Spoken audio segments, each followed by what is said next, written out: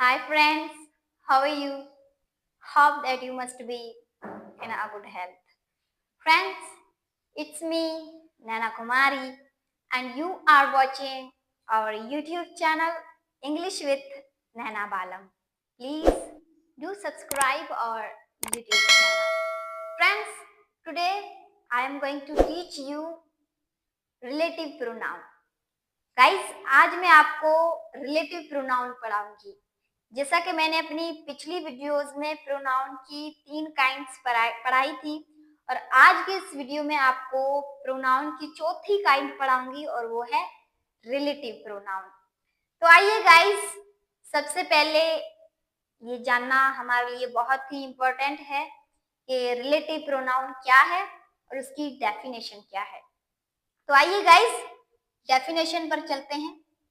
Definition है, जब हम किसी शख्स, जानदार या चीज की तारीफ करते हैं तो नाउन के इस्तेमाल के बाद जो नाउन की तारीफ के लिए लफ्ज इस्तेमाल करते हैं उनको रिलेटिव प्रोनाउन कहा जाता है। मैं फिर से आपको बताऊंगी कि जब हम किसी शख्स, जानदार या चीज की तारीफ करते हैं, जब हम किसी शख्स, जानदार या चीज की तारीफ करते हैं तो नाउन के इस्तेमाल के बाद, जो हमारा नाउन है उसके इस्तेमाल के बाद जो नाउन की तारीफ के लिए लफ्ज इस्तेमाल करते हैं, जो नाउन की तारीफ के लिए लफ्ज हम जो इस्तेमाल करते हैं उनको रिलेटिव प्रोनाउन कहा जाता है।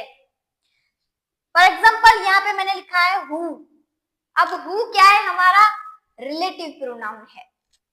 विच रिलेटिव प्रोनाउन है। हुज रिलेटिव प्रोनाउन है। गाइज, जैसा कि हमने जो है इंट्रोगेटिव प्रोनाउन में जो है पढ़ा था कि who, which, whose, what, when, जो भी हमारे जो WH वर्ड्स थे वो उन्हें जो है इंट्रोगेटिव प्रोनाउन कहा जाता था। लेकिन यहाँ पे हु, विच और हुज क्या है? रिलेटिव प्रोनाउन है। अगर इनका इस्तेमाल जो है सेंटेंसेस हम बना रहे हैं और सेंटेंसेस के अंदर पहले नंबर पे जो है इन वर्ड्स का इस्तेमाल हो रहा है, तब वो जो है इंट्रोगेटिव प्रोनाउन कहलाएंगे। लेकिन जब ये वर्ड्स जो है सेंटेंसेस के बीच में इस्तेमाल हो रहे हैं तब ये जो है रिलेटिव प्रोनाउन कहलाएंगे। तो गाइस, यहाँ पे मैंने 3 सेंटेंसेस लिखे हैं इंग्लिश के अंदर जिनमें हम ये अच्छे से जान पाएंगे कि रिलेटिव प्रोनाउन जो है कैसे इस्तेमाल किया जाता है। नंबर 1 सेंटेंस हमारा है, she is the girl who has got first. अब इस सेंटेंस की मीनिंग है कि ये वो लड़की है जिसने पहली पोजीशन हासिल की।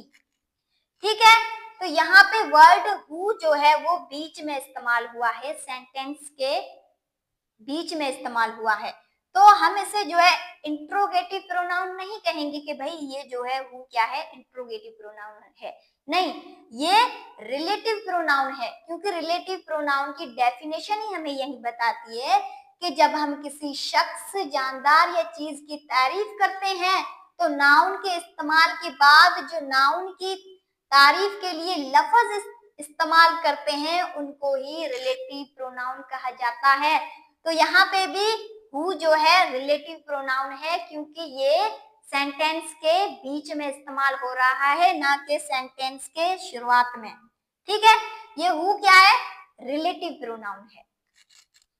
इसी तरह सेंटेंस नंबर 2 है, it was the best time which we lost.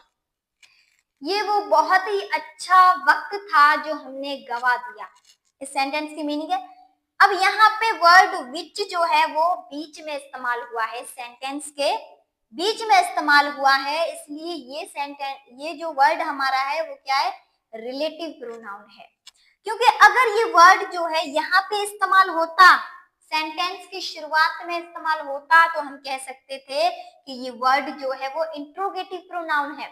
लेकिन ये वर्ड सेंटेंस के बीच में इस्तेमाल हुआ है, इसलिए ये वर्ड क्या है?